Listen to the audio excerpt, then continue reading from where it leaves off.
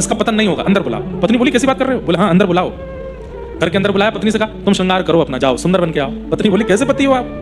कोई मेरा पीछा करके आया, आप कह रहे हो श्रृंगार करके आओ? बोले अगर इसने भजन किया होगा तो ये बचेगा, और अगर इसके भजन में कमी होगी तो आज इसका स्पष्टीकरण इसी को हो जाएगा कि ये किस स्थिति में। घर में बुलाया, उसकी खूब सेवा की, भोजन प्रसाद पवाया। बिल्वमंगल जी बोले अब मेरा मन है कि मैं आपके घर में ही थोड़ा निवास कर लूं, थोड़ा आराम कर लूं। तो उस कन्या के पति ने कहा हमारे कक्ष में थोड़ा सो लीजिए। कक्ष में गए, उस स्त्री से बोले सुनो थोड़ा जल लेके आना। तो बिल्वमंगल जी ने कहा, तो जल लेने के लिए गई। जैसे बिल्वमंगल जी के पास आई, उसके रूप को देख करके अचानक से बिल्वमंगल जी के नेत्र बंद हुए और अपना पूर्व का जो स्वरूप था वो याद आया।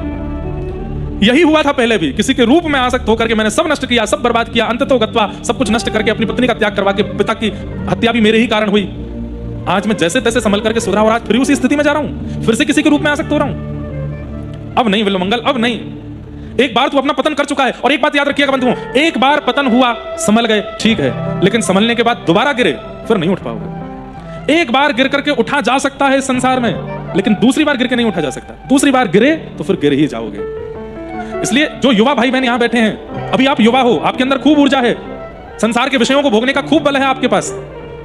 अभी आप किसी के रोकने से बताने से भी नहीं रोकोगे, लेकिन एक बार पतन हो और तब यदि आत्मग्लानि हो कि मैंने गलत किया, उसी समय उठ खड़े होना, और उसके बाद जब खड़े हो तो याद रखना दोबारा नहीं करना, क्योंकि दोबारा यदि गिरे फिर नहीं संभल पाओगे। एक बार गिरने पर तो ठाकुर जी क्षमा कर देते हैं, पर दोबारा गिरने पर ठाकुर जी क्षमा नहीं, दृष्टि ही हटा लेते हैं। अब तू जो कर, मेरा तेरे से कोई मतलब नहीं है।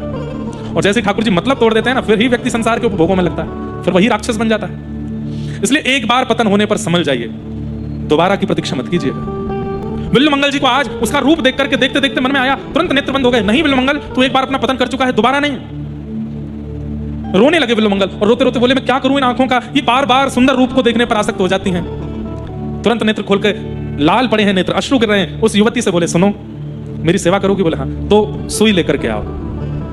क्या करेंगे आप? बोले लेके आओ ना। तो सुई लेकर के आई।